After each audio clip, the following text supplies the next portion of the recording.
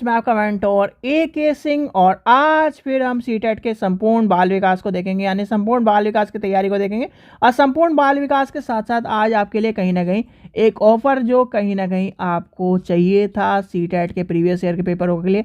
तो सीटेट के previous year के पेपर आपके लिए आपके परीक्षा सहपाठी चैनल पर आ गए हैं। जिसको भी लेने हैं वो उसका लिंक डिस्क्रिप्शन में दिया गया है। और ऑफर में अगर आप इंग्लिश में चाहते हो तो इंग्लिश में यानी कि 3 बुक बनाई गई, वॉल्यूम 1, वॉल्यूम 2, वॉल्यूम 3 और प्लस EVS की जो NCERT है वो अगर आप लेना चाहते हो तो आपको 299 में रखा गया है। वैसे अगर सिंगल बुक लोगे तब भी आपको महंगी पड़ेगी, यानी कि अभी जो ऑफर रखा गया सिंगल बुक का भी वो 99 रुपये रखा गया। वैसे उसकी कीमत है 150 रुपये। तो आप जो भी चाहते हो बुक लेना चाहते हो, यानी कि अगर आप कंबाइंड बुक लेना चाहते हो तो EVS की बुक आपको फ्री में मिलेगी, यानी कि EVS की बुक क्या है फ्री में मिल रही है और इसके साथ। और अगर EVS की अगर आप बुक यानी कि ये 3 बुक लेते हो तो EVS की आपको बुक फ्री मिलेगी। तो वो कहीं ना कहीं आपको कम्युनिटी सेक्शन में अभी तक इन्फॉर्मेशन मिल भी गई होगी, तो उसको जाकर अगर आपको लेना है तो लिंक पर क्लिक करिए, पेमेंट करिए। पेमेंट स्लिप है हमारे व्हाट्सअप नंबर पर भेज दिए, विद इन 24 आवर आपके पास बुक सारी की सारी पहुंच जाएंगी। ठीक है बच्चे, तो चलिए आज के जो है सीटेट के CDB के क्वेश्चन देखते हैं। चलिए, तो पहला क्वेश्चन यानी कि आज का क्या कह रहा है, कथन और कारण के ऊपर है। कथन और कारण में क्या कह रहा है, एक अध्यापिका को अपने विद्यार्थियों को किस कार्य पर काम करते समय अपने विचारों और चिंतन प्रक्रिया को मौखिकरण हेतु प्रोत्साहन करना चाहिए। या प्रोत्साहन की बात आ गई, क्या है, यानी प्रोत्साहन क्या है आपका, पॉजिटिव टैग वर्ड है, यानी P है। अब क्या कह रहा है, निजी वाक्य विद्यार्थियों के उच्च श्रेणी में संज्ञानात्मक कौशल के विकास में बाधक होता है, यानी कि बाधक होता है। कह रहा है वो बाधक होता है। बाधक क्यों हो जाएगा भाई, जब बाधक होने वाली बात आएगी तो बाधक किस रीज़न से होता है, बाधक अगर उसमें कुछ चीज़ों की कमी कही जाए तो, पर यहाँ तो कमी हो ही नहीं रही, तो इसलिए क्या होगा, इसका आंसर हो जाएगा, यानी पहला तो होगा ही नहीं, दूसरा भी नहीं होगा, तो A सही लेकिन R गलत, यानी कि ऑप्शन नंबर हो जाएगा C सही। चलिए आगे देखते हैं, क्वेश्चन नंबर 12 देखते हैं। अधिगम स्तरों में व्यक्तिगत भिन्नता किस वजह से होती है। अब व्यक्तिगत भिन्नता में अगर देखो, इसमें आपको कुछ भी नहीं करना है।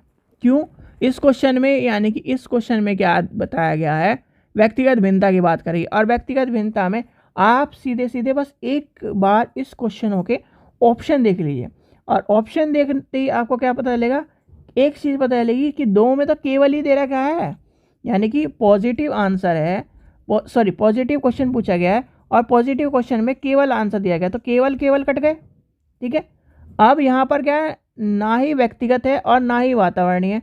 जब क्या है, अधिगम का स्तर व्यक्तिगत भिन्नता की बात आते हैं तो वातावरण और व्यक्तिगत तो होते हैं, यानी कि व्यक्तिगत भी होता है, वातावरण कारण भी होते हैं, जो इसके कहीं ना कहीं जटिल अंत्यक्रिया की वजह से होते हैं। तो इसका आंसर क्या हो जाएगा, ऑप्शन नंबर C हो जाएगा, और ऑप्शन नंबर C हो जाएगा इसका आंसर हो जाएगा हमारा।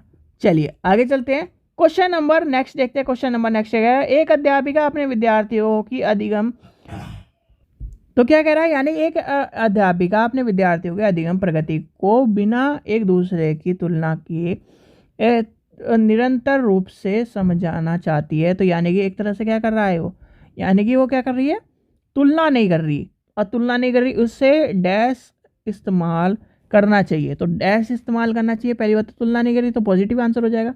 अब पॉजिटिव आंसर हो गया तो क्या कर रहा है वो, यानी कि आपको मैंने एक चीज़ बताई थी कि जब भी क्या हो सेशन के बीच में और कहीं ना कहीं निरंतर चलने वाला जो आकलन होगा तो वो क्या सा होगा, यानी कि फॉर्मेटिव असेसमेंट, ना कि समेटिव असेसमेंट। अब फॉर्मेटिव असेसमेंट की बात आ गई तो यहाँ पर क्या होगा, मूल्य यानी मूल्यांकन के अंतराल यानी कि होना चाहिए, या मानक के अनुसार होना चाहिए। योग्यता यानी कि समेटिव नहीं होगा, मूल्यांकन के लिए नहीं होगा, और मानक के नहीं होगा, यानी कि रचनात्मक होगा। जब भी कहीं ना कहीं निरंतर चलने वाली बात होती है तो क्या होता है, फॉर्मेटिव होता है, यानी कि रचनात्मक आपका मूल्यांकन होता है। क्वेश्चन नंबर नेक्स्ट देखते हैं। क्वेश्चन नंबर नेक्स्ट कह रहा है, 14 नंबर का क्वेश्चन कह रहा है, सभी विद्यार्थियों के अपनेपन की भावना विकसित करने के लिए एक अध्यापक को क्या करना चाहिए भाई? अपनेपन की, यानी कि एक तरह से उसमें क्या करना है, यानी कौन सी कर रहा है, भावना, यानी कि डेवलप कर रहा है कहीं ना कहीं उसके सेंसेस को, या फिर ऑल जो सभी विद्यार्थियों में। तो क्या करना चाहिए, उदाहरण देना चाहिए इस कंडीशन में।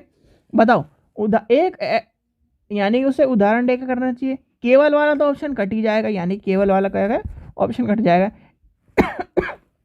सॉरी, ऐसे उदाहरण देने चाहिए जिसमें रूढ़िवादी वादियों को सक्रिय करे। नहीं, ये क्या हो गया, नेगेटिव हो गया। केवल वाला ऑप्शन खत्म हो गया। अब आता है क्या है, गौण समझने यानी समझे जाने वाले समूह से आने वाले विद्यार्थियों को क्या करे, उनके अनुभवों को अनदेखा करे। अनदेखा कर दिया तो यानी कि हो गया नेगेटिव। तो यानी कि तीनों ही कहीं ना कहीं नेगेटिव ये बात कर रहे हैं। और क्वेश्चन क्या पूछा गया है, इसके ऊपर पूछा गया सभी विद्यार्थियों के। अब सभी विद्यार्थियों में विविधता और व्यक्तिगत भिन्नताओं के प्रति सम्मान पैदा करना चाहिए, यानी एक तरह से सम्मान। और इस तरह की जो बात आती है, जो क्या करें, विविधता। देखो, अगर इस तरह की जो यानी कि आखिरी वर्डिंग में ना देखे तो हमारे क्या कह रहा है, विविधता और व्यक्तिगत भिन्नता की बात कर रहा है। तो इसका आंसर हो जाएगा यही हो जाएगा। चलिए, और वैसे भी हमने तीनों ऑप्शन काट दिए तो तीनों ऑप्शन कट जाएंगे। क्वेश्चन नंबर 15 क्या कह रहा है, विद्यार्थियों के समालोचनात्मक चिंतन के विकास हेतु निम्न में से क्या सहायक नहीं है? पहले तो लगाएंगे हम नहीं है पर अंडरलाइन। अब नहीं है पर अंडरलाइन लगा दी तो हमें क्या करना है, यानी कि हमारा क्वेश्चन क्या कह रहा है, नेगेटिव क्वेश्चन है। अब नेगेटिव क्वेश्चन में जब आप करोगे तो पॉजिटिव कटेंगे, यानी कि पॉजिटिव में नेगेटिव, सॉरी, पॉजिटिव में क्या करते हैं, नेगेटिव कटते हैं, और नेगेटिव में पॉजिटिव कटते हैं। तो इसमें कौन कौन से आ जाएंगे? सबसे पहले आता है विचारों की अन्य मन, यानी कि एक तरह से देखो, चलो ऊपर से नहीं, हम इस बार नीचे से लेकर चलते हैं। समझाए, यानी समस्या समाधान की ये जो इस तरह की चीज़ें हैं उसका क्या करना है, मूल्यांकन करना है। यानी कि मूल्यांकन, स्व पूछताछ और स्व आकलन की बात है, यानी कि दोनों ही सही हो जाएंगे। यानी कि पहले क्या कह रहा है, सुझाव की बात करा है, समाधान मूल्यांकन की बात करा है, तो ये आ जाएगा। परिसंज्ञान, यानी कि ये भी सही हो गया। तो तीनों सही हो गए, तो बचा कौन सा, बचा ये, यानी कि विचारों को अनमान्यता। ठीक है, यह आ जाएगा ऑप्शन नंबर पहला। चलिए आगे चलते हैं, क्वेश्चन नंबर 16 देखते हैं। स्कूल क्या कह रहा है, समावेशी शिक्षा निम्न में से किस, यानी कि निम्न में से किन की जरूरतों को पूरा करती है? विकलांग से एक तरह से जो विकलांगता से जूझते विद्यार्थी, भावनात्मक मुश्किलों से जूझते विद्यार्थी, वह विद्यार्थी जो यानी कि प्रतिभा वाले होते हैं, जो निम्न यानी सामाजिक आर्थिक स्तर के में आने वाले विद्यार्थी। तो जब इस तरह की बात आएगी तो इस तरह में आपको क्या करना पड़ेगा, इन सब चीज़ों को बहुत ही ध्यान से समझना पड़ेगा। देखो क्या कर रहा है, क्या पूछ रहा है, मिक्स एजुकेशन। अब मिक्स एजुकेशन में क्या होगा, ये भी आ जाएगा, भावनात्मक वाला भी आ जाएगा, यानी कि सभी तरह के बच्चे आ जाएंगे। तो इसलिए अब ये ढूंढो इसमें जब कहाँ पर चारों हैं, तो यानी कि पहला, दूसरा, तीसरा, चौथा, और इसमें कहाँ है पर डीप में ऑप्शन मिल गया आपको। चलिए क्वेश्चन नंबर 17 देखते हैं। विषय वस्तु को पढ़ाते समय अक्षरों और शब्दों को हटा देना, जोड़ देना और उन्हें फिर यानी फेर बदल कर देने निम्न में से किस सापेक्ष रूप से संबंधित है? जब क्या करता है आपका बच्चा इस तरह के काम करता है, ठीक है, आपको देखो दो चीज़ आपको यहाँ पर समझनी होगी। क्या समझनी होगी? दो चीज़ समझनी होगी।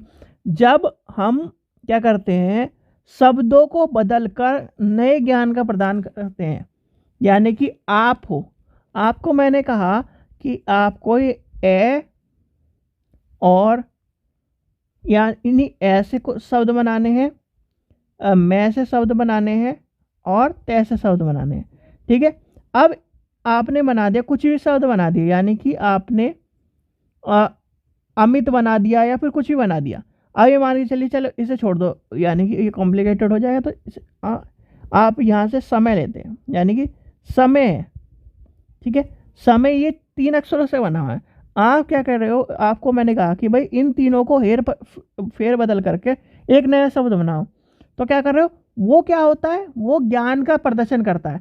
पर जो ये क्वेश्चन पूछ रहा है वो कर रहा है पाठ वैकल्य के बारे में, यानी कि आपके डिसलेक्सिया के बारे में। डिसलेक्सिया क्या होता है, डिसग्राफिया क्या होता है, ग्राफिया मतलब लिखने की बीमारी, यानी कि लिखने का वैकल्प है, यानी कि एक तरह से लिखने की बीमारी को माना जाता है क्या ग्राफिया। कैलकुलेशिया मतलब मैथ की दिक्कत।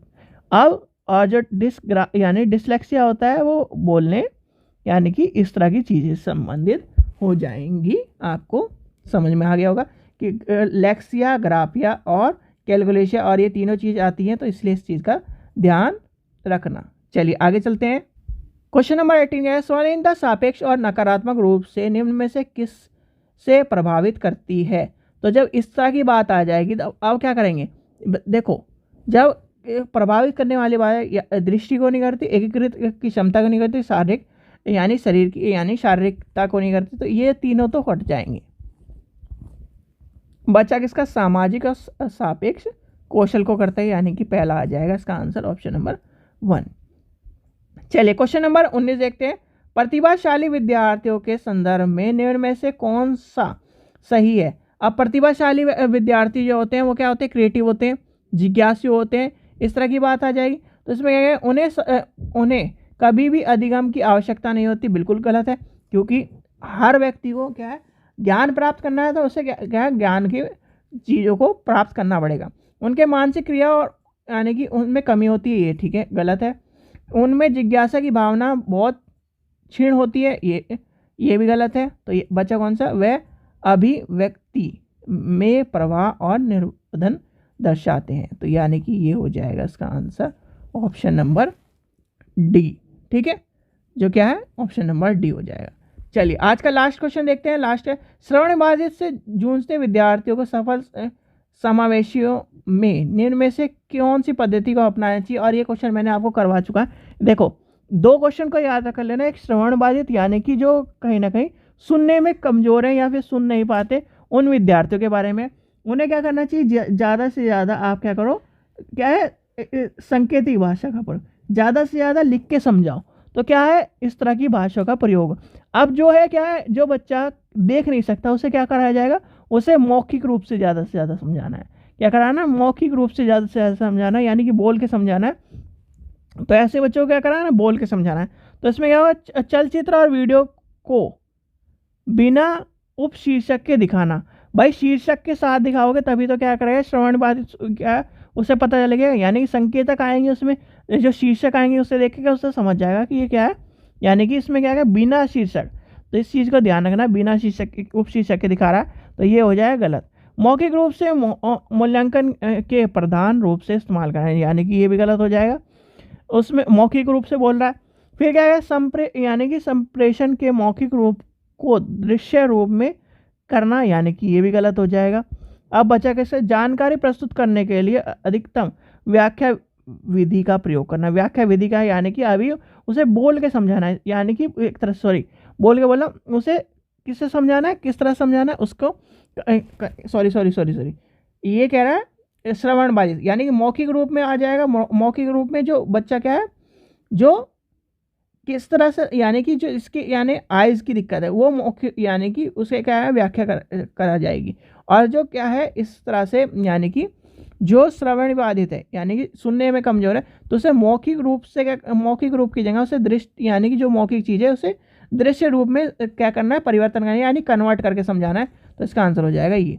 और जब आपका क्या होगा, जो बच्चा एक तरह से क्या होगा, एक तरह से यानी कि ब्लाइंड होगा, उसे क्या करना है, यानी कि उसे बोल के समझाना है, व्याख्या कर, यानी व्याख्यान विधि का प्रयोग करना है। तो यानी कि ये हो गया आइज, IEYE आइज, और ये हो गया ईयर। ठीक है, ये दोनों चीज़ें आपको पता चलेंगी। ठीक है बच्चों, आशा करता हूँ आपको वीडियो पसंद आई। वीडियो पसंद आई तो लाइक करें, चैनल को सब्सक्राइब करें, वीडियो को ज़्यादा से शेयर करें। और CTET के जिस बच्चे को पेपर चाहिए वो लिंक डिस्क्रिप्शन में दिया गया, वहाँ से जाकर ले सकते हैं आपको सारे पेपर। और ये ऑफर आपको आप यानी कि इस CTET के लिए रखा गया है, तो जल्दी आप ले सकते हैं। आपको 299 में 4 बुक मिलेंगी, यानी 4 बुकों का कॉम्बो मिल जाएगा। चलिए, थैंक यू।